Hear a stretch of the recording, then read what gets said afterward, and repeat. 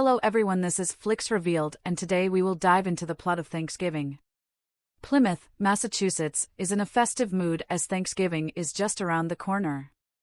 We see the local sheriff Eric Newlin visiting his friend Mitch Collins' house to celebrate the occasion. Inside, he meets with Mitch's wife, Amanda, and the two greet each other rather affectionately.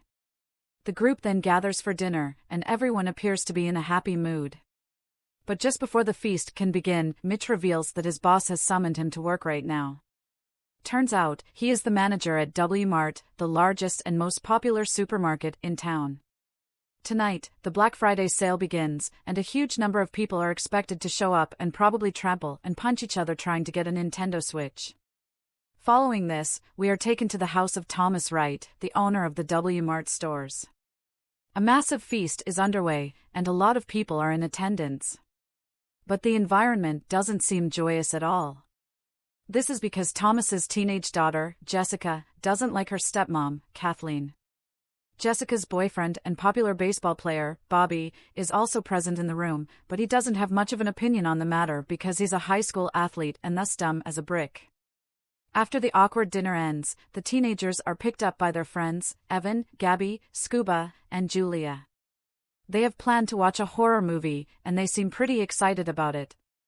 Along the way, they trash talk about their rival school, Hover, and Evan is the one making the most insults. He is revealed to be in a relationship with Gabby, while Scuba and Julia have just started dating. Scuba enjoys plugging his nose and going down. In the next scene, the group is stuck in traffic as the streets are filled with people lining up for the Black Friday sales. This tempts the driver, Evan, and he too decides to make a quick stop at the store. He reasons that his phone has been damaged, so he wants to get a new one. The teenagers then get easy access through the back door, as Jessica's dad is the owner of the place. While on their way, Jessica bumps into one of her classmates, Ryan, who has a massive crush on her. He attempts to initiate a conversation, but Bobby intervenes and takes her away, saying, "You just struck out," says Bobby. Outside at the gates, the crowd has reached dangerous levels. They are growing unruly and impatient with each passing second. To make matters worse, one of the handover kids, Lonnie, spots our protagonists inside the store. This infuriates him, and he provokes the others about the injustice. Sheriff Newlin and Amanda have also arrived at the store to do some shopping, but they are completely unaware of what's happened outside. Just then, the barrier guarding the crowd breaks, and thousands of people run towards the store. This causes a stampede, as the main gate is still locked. Mitch and his colleagues look on in horror as several people are crushed against the glass wall. Before they can do something about it, the glass shatters, causing absolute carnage in the store as people rush inside. One of the guards is trampled to death, while a customer has his neck slashed. What is this? People are now fighting against each other for the discounted goods, and many of them even resort to violence. Seeing this, the teenagers are terrified, and they quickly rush to a safe location. Evan sees this as the perfect opportunity to be famous, so he climbs on a table and starts recording the whole thing on his phone, shouting, "World star, yeah." As the carnage continues, Bobby attempts to help an injured man, but his hand is crushed in the process. We are then shown Amanda, who is crawling through the floors, desperately seeking an exit route. Unfortunately, before she can get to safety, her head is slammed by someone's shopping cart, causing her to die instantly. The situation is finally brought under control when the sheriff fires a shot in the air. The scene then cuts to 1 year after the incident. It is Thanksgiving's Eve, and W-Mart is once again gearing up for its Black Friday sales. Despite what happened the last time, don't these people know about Amazon? People are vehemently protesting this, and Mitch is the one leading them.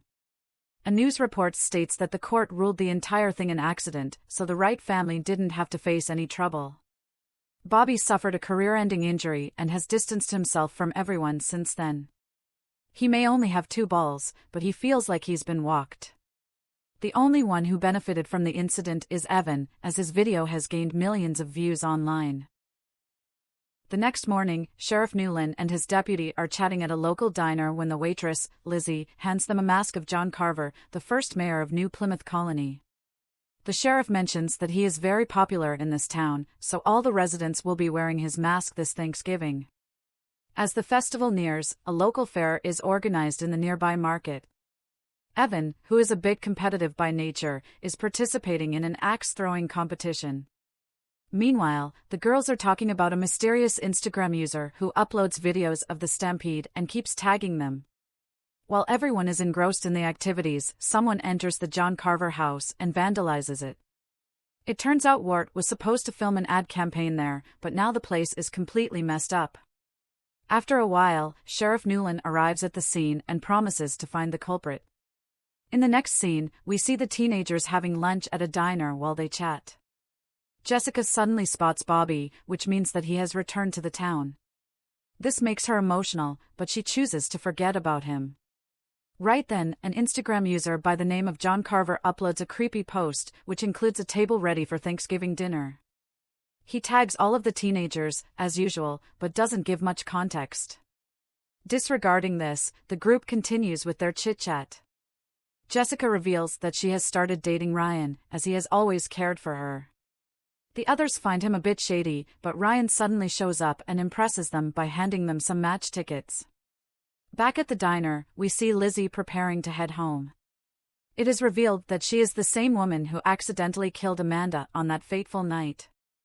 As she approaches the door, suddenly, a guy wearing a John Carver mask attacks her.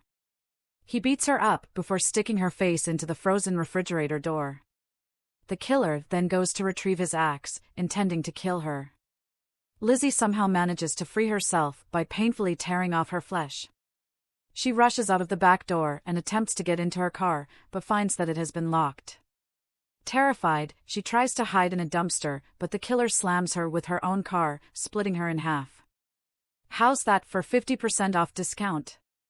When the sun rises, a large crowd gathers outside the W-Mart store, where Lizzie's lower half body is hanging. Simultaneously, the teenagers are tagged in a new Instagram post which depicts the same mutilated body. Jessica then checks the previous post and discovers that all of their names are written on the dinner table. Terrified, she immediately calls her dad, explaining that they are in danger. However, Thomas Wright isn't going to be intimidated so easily. He tells his daughter that the Black Friday sales will go ahead as planned. Meanwhile, with pressure mounting on the officers, Sheriff Newland finally begins an investigation into the case. He checks the CCTV footage at the diner and is shocked to find the killer wearing a John Carver mask. Without wasting any time, he calls the teenagers to his office and inquires if they know anyone who would want to hurt them. However, all of them answer in the negative. Later, Jessica runs into Bobby, who is back in town to help his uncle. Since the two haven't met in almost a year, they start off awkwardly but soon start talking. Bobby explains that he spiraled into depression after his baseball career ending. He wanted to be alone, just hang out in the outfield for a while, and that's why he ghosted all his friends. Jessica promptly forgives him and says that she has something to share as well. She reveals that her stepmother Kathleen deleted the security footage from that fateful night, fearing that they would face lawsuits. But they still have a backup in her dad's office, and she's planning to retrieve it. As the two continue talking, Ryan suddenly arrives and gives Jessica a kiss on her cheeks. This obviously makes Bobby a bit jealous, and he wants to call foul, but he manages to control his emotions. The scene then cuts to Manny, one of the security guards from the stampede night. It is revealed that he fled the scene instead of opening the gates. Even this time, he is planning to run away to another country as he fears his life is in danger. Unfortunately, just when he is about to depart, the killer, donning the John Carver mask, shows up. Manny senses his presence and grabs a bat to defend himself, but it is useless. The killer impales him from behind and brutally decapitates him. At night, he places the head on the dinner table along with Liz's upper half body and posts it on his Instagram account. When Jessica finds herself tagged in the post the next morning, she is terrified, realizing that the killer is closing in on her. She hastily gets the security footage from her dad's computer and hands it over to the sheriff. On the other hand, we see Lonnie, the same handover kid who instigated the stampede. He seems to have moved on from the incident and is currently working as a gym instructor. A while later, he and his girlfriend go to a secluded room to fool around. She gets on a trampoline and starts to strip while Lonnie watches her intently. If she starts bouncing, I'm going to explode. Just then, the killer approaches him from behind and snaps his neck. The girl is unaware of this, and she keeps on jumping, but the killer finishes her off as well by stabbing her multiple times from beneath the trampoline. In the next scene, we learn that the football game between the two rival schools has been cancelled due to the mysterious deaths. Sheriff Newland tells the teenagers to go home as soon as possible. Evan and Gabby then head to their classes to retrieve their stuff while Jessica waits for them outside. This is when the killer shows up once again. He finds the two kids alone and knocks them out. He then uses Gabby's phone to lure Jessica inside, but before he can kill her, she manages to run away. Upon reaching outside, she pleads with Sheriff Newland to save her friends. However, even after an extensive search, neither the killer nor the teenagers are found. Realizing that the cops are useless, Scuba decides to get a gun for himself. He goes to a local drug dealer's house along with Jessica and rents a pistol. On the other hand, Julia and her dad have decided to leave town as they fear the killer is coming for them. They are currently packing their stuff while a guard is stationed outside. As expected, the killer shows up and incapacitates the security guard. He then shoots Julia's father dead before going after her. Unaware of what's happening downstairs, Julia is on a video call with her boyfriend, Scuba. The latter is currently on his way to drop Jessica off at home. Just then, the killer shows up and stabs Julia's ears with sharp pins as she screams in agony. He grabs her phone and waves at Scuba, the boyfriend, and Jessica. They quickly arrive to save her, but the killer has her at knife point in front of their eyes. He throws Julia on a buzzsaw, shredding her to pieces. He then manages to get away through the window. In the aftermath of these events, the cops decide to implement a daring strategy. They intend to draw out the perpetrator during the Thanksgiving parade by employing Jessica and her family as bait. Kathleen is hesitant about this, but Thomas and Jessica convince her to participate, saying this is the only way to catch the killer. Unfortunately, at the parade, the killer once again manages to outsmart them. Instead of wearing his classic John Carver mask, he shows up in a clown costume, much less conspicuous. He gets to work by decapitating a mascot and throwing smoke bombs everywhere. This causes absolute chaos, and the police are unable to get to him. The killer then corners Jessica and her family in a car, tranquilizes them, and drives them away. When Kathleen wakes up that night, she finds the killer preparing her like a turkey. She momentarily manages to run away, but he catches up to her and cooks her in the oven, giving her a painful death. The GTA game over screen pops up, but it says basted. In the next scene, Kathleen's roasted body is brought to the dinner table, horrifying everyone. The guests are Jessica, Thomas, Scuba, Evan, and Gabby. They are all tied up to their respective chairs. The killer then takes the dinner to the next level by going live on Instagram and smashing Evan's head with a hammer. He then turns his attention to Thomas and tries to feed him Kathleen's meat. During this, Jessica somehow manages to free herself using her secret ring. She hands it over to Scuba, granting him freedom as well. The two then attack the killer and make a run for it.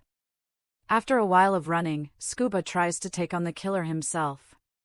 He gets injured in the process, but he does manage to buy Jessica enough time to escape. She dashes through the dark woods before eventually arriving at the town center. There she is greeted by a grim sight. Sheriff Newland is lying unconscious on the ground. Just then, she sees someone entering the nearby warehouse. Thinking that it is the killer, Jessica grabs the sheriff's gun and goes after him. But to her shock, she discovers that he is none other than her ex, Bobby. Just then, the sheriff comes running to her and asks her to get out. He then fires at Bobby, but the latter manages to get away. Later on, some more cops arrive at the scene and inform Jessica that her friends and dad have been rescued. Sheriff Newland then has a private conversation with her where he promises to find Bobby. But at this point, Jessica discovers something shocking. The sheriff has brambles on his shoes, the same ones she saw in the forest earlier. This proves that the John Carver killer is none other than Newland himself. Oh, okay. When she confronts him about it, he finally decides to explain the entire truth. Years ago, when his wife passed away, he fell into depression and almost committed the unthinkable. But that was when he met Mitch's wife, Amanda, and they immediately hit it off. She brought happiness into his life and gradually helped him recover. She even got pregnant with his child and was planning to divorce Mitch. However, their romantic story came to an end when she was killed at W March. Ever since that day, Newlin has planned to take revenge against all those who were responsible for Amanda's demise. He was actually planning to frame Bobby for all the deaths, but the boy managed to knock him out before running away. As the sheriff continues with his confession, Jessica is live streaming everything from her phone. When he finds out about it, he tries to kill her with his classic axe, but Bobby arrives just in time and saves her. He would have gotten away with it too if it hadn't been for Scuba-Doo and all those meddling kids. The two then run inside the warehouse, where Jessica turns on a gas cylinder. It starts inflating a large balloon, which is combustible. When the killer approaches them, she uses a makeshift gun and shoots at the balloon. This causes an explosion so big that the sheriff is thrown away, seemingly killing him. In the aftermath of the incident, the cops search every nook and corner of the warehouse, but they aren't able to find the sheriff. Thus, they assume that he was totally reduced to ashes. However, when Jessica notices a masked firefighter coming out of the warehouse, she thinks it is him. That night, as she is sleeping with Ryan, she has a nightmare where the killer suddenly attacks her from behind. The movie ends here. On behalf of FlicksRevealed, I thank you all for watching. Subscribe to the channel, give it a like and suggest your films in the comment section down below, and we will try to please you with quality content as often as possible. See you very soon.